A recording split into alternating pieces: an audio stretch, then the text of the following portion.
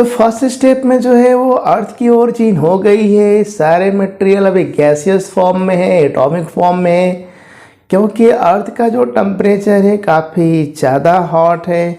तो इस वीडियो में हम लोग बात करने जा रहे हैं सेकेंड स्टेप के बारे में, जो कि यह बताता है कि जो एटम से जो है वो मॉलिक्यूल की ओरिजिन कैसे हुई, और अगर मॉलिक्यूल की ओरिजिन हुई तो formation of simple inorganic compound कैसे बने।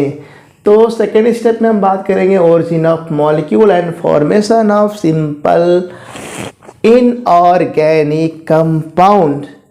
अर्थ का इनिशियल जो टेम्परेचर था जब वो सोलर नेबुला से सेपरेट हुआ तो यह लगभग अबाउट 5000 टू 6000 सेल्सियस था, और इस समय कोई भी molecular form, free form of molecule जो है वो एग्जिस्ट नहीं कर रहा था, क्योंकि टेम्परेचर बहुत ज़्यादा था। सभी जो मटेरियल थे वो सभी एटॉमिक फॉर्म में एग्जिस्ट कर रहे थे। As the temperature came down, जब टेम्परेचर थोड़ा सा डाउन गया तो free atoms start to combine among themselves.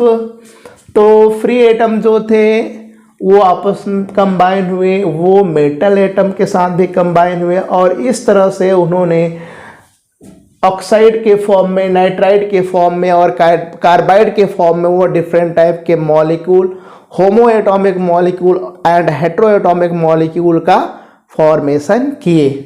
तो इस तरह से इस स्टेप में ही होमो एटॉमिक और हेट्रो एटॉमिक मॉलिक्यूल, जैसे कि वाटर वेपर भी बन गया था। लेकिन ये सभी जो फॉर्म थे, ये सभी जो मॉलिक्यूल बने थे, ये अभी भी ज़्यादा टेम्परेचर होने की वजह से अभी भी ये गैसियस फॉर्म में ही एग्जिस्ट कर रहे थे।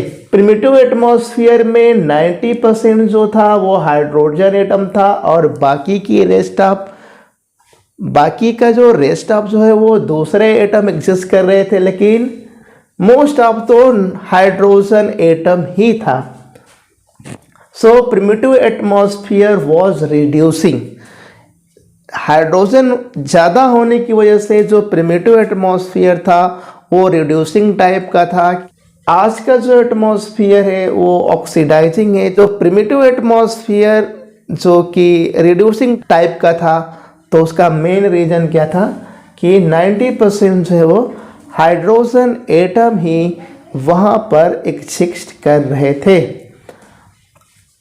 ज़्यादा हाइड्रोजन एटम की वजह से जितना भी उस समय के प्रिमिटिव इन्वायरमेंट में जितना भी ऑक्सीजन प्रेजेंट थी वो सभी जो है वो रिड्यूस हो गई हाइड्रोजन के द्वारा, और उसने लार्ज अमाउंट में जितना भी ऑक्सीजन था वो सभी जो है कन्वर्ट हो गया वाटर मॉलिक्यूल में, और इस तरह से हाइड्रोजन और ऑक्सीजन के एटम कंबाइन होने से वाटर का मॉलिक्यूल बना। अभी भी ये सुपर हीटेड गैसियस फॉर्म में था। सो प्रिमिटिव अर्थ पर जो एटमॉस्फेयर में जो ऑक्सीजन थी वो कंप्लीटली क्या होगी, ख़त्म होगी।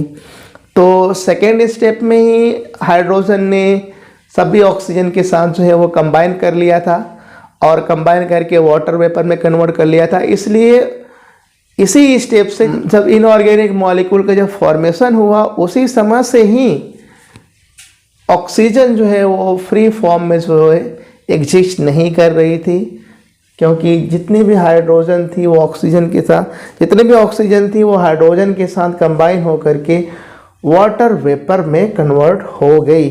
और इसी तरह से नाइट्रोजन और हाइड्रोजन के एटम भी कंबाइन हो करके इनऑर्गेनिक मॉलिक्यूल अमोनिया का भी फॉर्मेशन किए। लेकिन अभी इस स्टेप तक जो है वो ऑर्गेनिक मॉलिक्यूल, ऑर्गेनिक कंपाउंड का फॉर्मेशन नहीं हुआ था। As the temperature somewhat down, many organic compound converted into solid material. As a result solid lithosphere is form. तो फर्स्ट स्टेप में भी हम बात किए थे कि सभी जो गैसियस एटम थे वो अपने अपने डेंसिटी और मॉलिक्यूलर वेट के अकॉर्डिंग सेटल तो हो गए थे, लेकिन मेंटल के सराउंडिंग जो है वो क्रस्ट लेयर लिथोस्फीयर का फॉर्मेशन नहीं हुआ था, लेकिन जैसे ही इनऑर्गेनिक मॉलिक्यूल का फॉर्मेशन हुआ, इनऑर्गेनिक मॉलिक्यूल के सॉलिडिफिकेशन से सॉलिड लिथोस्फीयर का फॉर्मेशन हुआ। एक बार फिर से अगर इस स्टेप को अगर समराइज करें तो अर्थ जो है वो हॉट कंडीशन में है, 5000 से लेकर के 6000 जो है उसका सेल्सियस जो है वो टेम्परेचर है। यहाँ पर मॉलिकुलर फॉर्म में एग्जिस्ट नहीं कर रहा था इनिशियल पॉइंट में।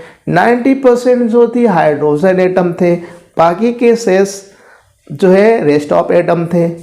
लेकिन जैसे जैसे अर्थ का टेम्परेचर डाउन गया, ये जो एटम है वो आपस में कंबाइन किए और मॉलिक्यूल का फॉर्मेशन किए। सबसे पहले अगर देखें तो इनऑर्गेनिक मॉलिक्यूल का फॉर्मेशन हुआ, और इनऑर्गेनिक मॉलिक्यूल में जो है वो होमो एटॉमिक और हेटेरोएटॉमिक मॉलिक्यूल बने। प्रिमिटिव जो एटमॉस्फेयर था वो रिड्यूसिंग टाइप का था, क्योंकि उसमें हाइड्रोजन ज़्यादा प्रेजेंट थी। उसने सभी ऑक्सीजन से एटम के साथ कंबाइन करके सभी ऑक्सीजन एटम को वाटर वेपर में कन्वर्ट करा लिया। इस तरह से प्रिमिटिव एनवायरनमेंट रिड्यूसिंग टाइप का हो गया। इसी तरह से हाइड्रोजन और नाइट्रोजन मिलकर के अमोनिया मॉलिक्यूल का फॉर्मेशन किए, और इस तरह से लार्ज नंबर में जो है वो इनऑर्गेनिक मॉलिक्यूल जो है वो उनका फॉर्मेशन हुआ। और फिर जब थोड़ा और टेम्परेचर डाउन हुआ, ये जो इनऑर्गेनिक मॉलिक्यूल जो कि अभी गैसियस फॉर्म में एग्जिस्ट कर रहे थे वो धीरे धीरे सॉलिड में कन्वर्ट हुए, और इस तरह से सॉलिड लिथोस्फीयर का फॉर्मेशन हुआ। तो आज के वीडियो में इतना ही। मिलते हैं नेक्स्ट वीडियो में, और नेक्स्ट स्टेप नंबर 3 जिसमें कि हम लोग डिस्कस करेंगे कि किस तरह से ओरिजिन ऑफ ऑर्गेनिक कंपाउंड हुआ, और उसके बाद ऑर्गेनिक कंपाउंड से किस तरह से और सिंपल और कम्प्लेक्स ऑर्गेनिक कंपाउंड बने। तो ये सारा डिस्कशन जो है वो हम नेक्स्ट वीडियो में करेंगे। आज के लिए इस वीडियो में इतना ही। ज़्यादा से ज़्यादा जेंटली रिक्वेस्ट करते हैं कि जो लोग चैनल पर पहली बार आए हैं वो चैनल को सब्सक्राइब कर ले, लाइक करें, कमेंट करें। जो भी क्वेरी रह गई है, जो भी प्रॉब्लम है, जो भी डाउट है, उसको कमेंट के फॉर्म में लिखे। इस हर एक कमेंट का, हर एक प्रॉब्लम का सलूशन निश्चित तौर पर हम देंगे। तो आज के लिए इतना ही। Thank you.